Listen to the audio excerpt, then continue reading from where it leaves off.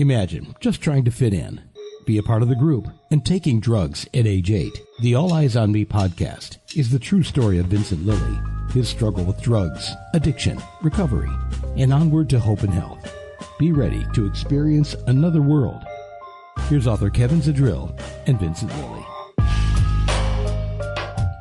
Hi, welcome back. My name is Kevin Zdrill. I'm the host of this podcast about the book All Eyes on Me, a true story of addiction, recovery, and hope.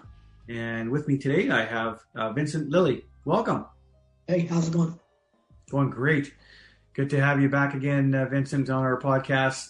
Always very enlightening in terms of the ideas that you give us and the life's journeys that you've gone through.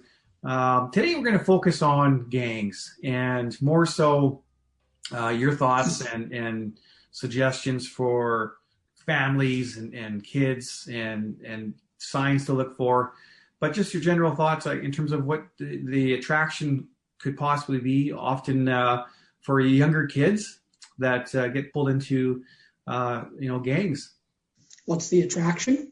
Yeah, so often we hear about kids that get influenced into them, and from your perspective, what you've seen and growing up and so forth, what is sort of the pull that often the kids get pulled into it? I think nowadays it's a lot different from when I was younger. It seems like there's definitely a big change in the attitude and the things that the kids are learning these days. They're learning a lot of stuff from social media and all that kind of stuff, and so I think it's a big difference. But ultimately, I think it also starts at home with the kids, and obviously, if they don't have a dad or something like that, or they have older brothers, that's going to influence the type of behavior that they want to put themselves around, I think. And you've done quite a few presentations within schools. What's sort of the message that you would give to kids in terms of the downside to being influenced into gangs? I think it just teaches you a lot of bad behaviors. A lot of the times, obviously, like I said, we're all good people. We all start off good people, but as we go through life, we pick up these things that we learn. And so some of the things that the gangs and that could teach you might not be all that great for you. The behaviors and, slang words and just like that kind of stuff. It's kind of, it can cause you to allow yourself to be dragged into a direction that you probably don't want to be in. And really the influence can start at really young ages. I think nowadays it's could start at age 10. Wow, that's amazing. So for parents, that's definitely an eye-opener to realize that, grade 5, the influence is already there for the children. Yeah, for sure. And like I said, like kids these days, it's different because when I was growing up, there wasn't really social media. There wasn't this thing that you could turn on and look at and get influenced by. So a lot of kids are seeing a lot of things that they're mimicking nowadays on social media or whatever, right? And they don't even have to have per se a gang member in the family or someone that they've seen in public. It's even just right there in front of them in their own house, right? This TikTok app, and sometimes there's people on there that are wearing gang colors or doing stuff on there that they see and they think is cool and they start to mimic. You mentioned within the book that keeping kids busy, keeping them active is often number one strategy to have them avoid being influenced. Yeah, definitely. You don't want to have kids that are bored in their lives, that don't have any sort of hobbies or anything like that. Then once you have that, then it's easy for the excitement to get to them when it comes to like the gangs or like the group things that happen within groups of kids and that, what they do and their behaviors and that. It's easy for them to get influenced into that. If you can get them into sports, is probably a good one for kids, for young men. good to get them into sports, because then it'll give them that thing to be excited about, to get themselves into, and it's a distraction from all the other stuff. So how important is community centers within our communities? Obviously, that's going to be the starting point. Yeah, I think I guess it could go both ways, but I mean, it depends on the kind of staff that you have working at your group, at your community centers. Because again, I think the staff at the community centers need to be aware of the gang stuff and all that too, because those are the areas where the kids are going to be probably showing more of the behaviors than they do at home, because it's a situation where they can act more themselves and just be whoever they want to be when they're at these places. Mm-hmm.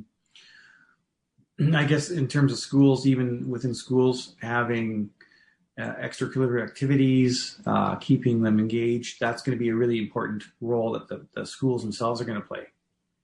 Yeah, for sure. Kids obviously build relationships with teachers and all that kind of stuff as well. And so, when it comes to the gang activities and all that kind of stuff, sometimes kids can be distracted from that. So that can be bad for them if they don't have that. Definitely. And in terms of parents, what can they do, especially newcomers?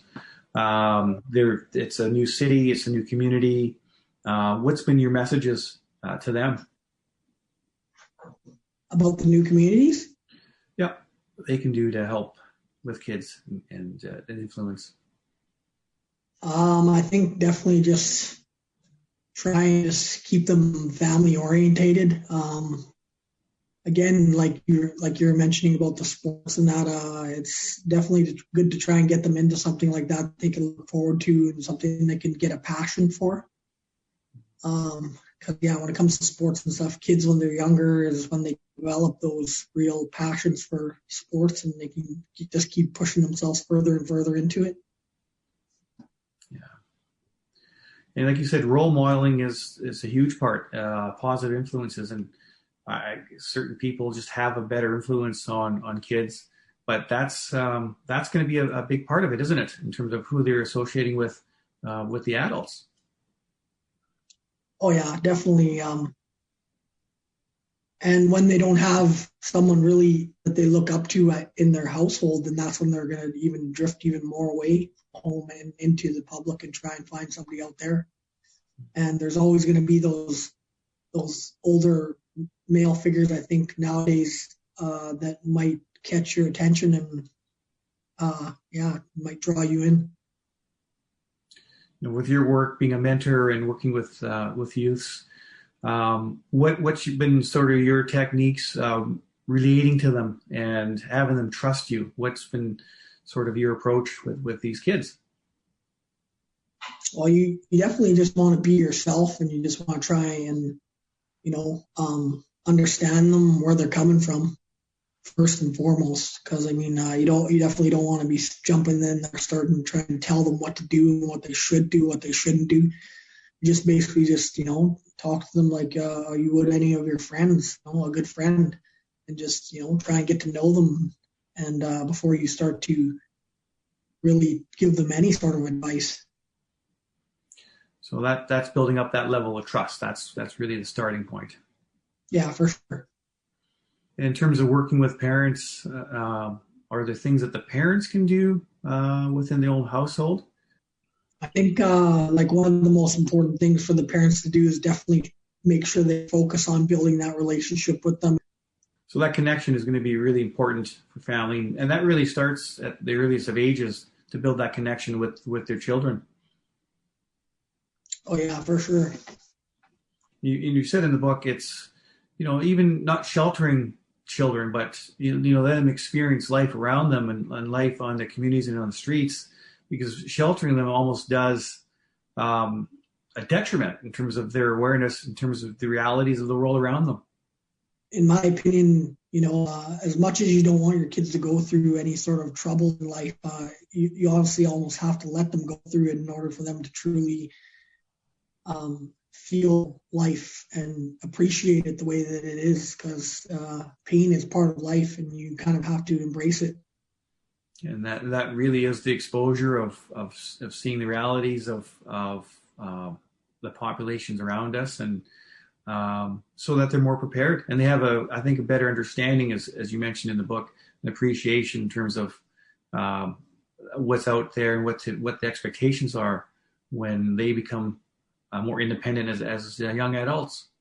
Yeah, and I think they'll do a lot better as young adults, going through some incidents when they're younger, like going through it and having to make those decisions in their mind on how to react to it on their own. If you shelter them too much, then they won't even have any of those incidents happen to them when they're younger. And then when they do happen when they're young adults, they won't know what to do. Maybe a tricky question would be, and in your own situation, you had two much older brothers, and then yourself and your other brother. What could a parent do if they're seeing that the older siblings are going in that direction, criminal intents and so forth, to try to ground the younger siblings in a family? Because there's often that bridge in time, and I think it's probably a common crossroads that a lot of families face nowadays. I think, again, you want to just be present. You want to be there and let them know that you're there, and just try and give them advice and try and guide them.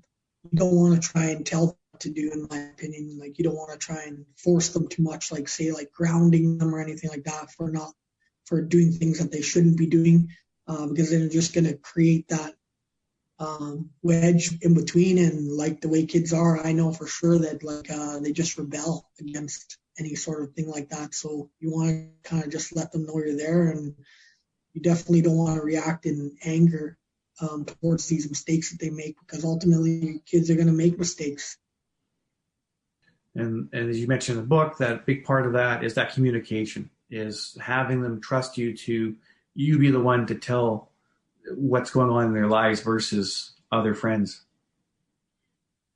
Yeah, I started it a little while ago with my kids, and just teaching them that it's okay to make mistakes, and like that's how we learn, right? And that's how we grow.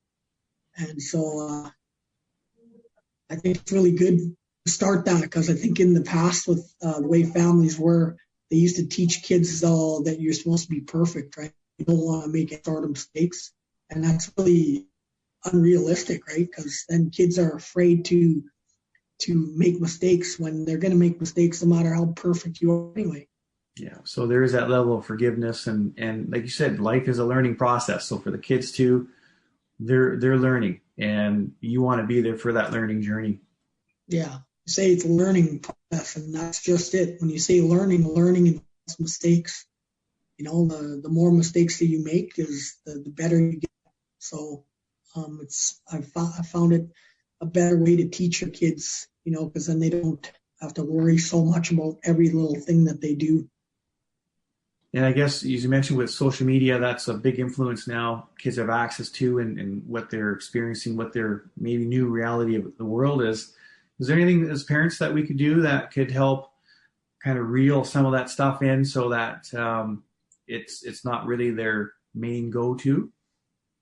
I think ultimately we're in control of that, because we all know social media, and that is an addiction.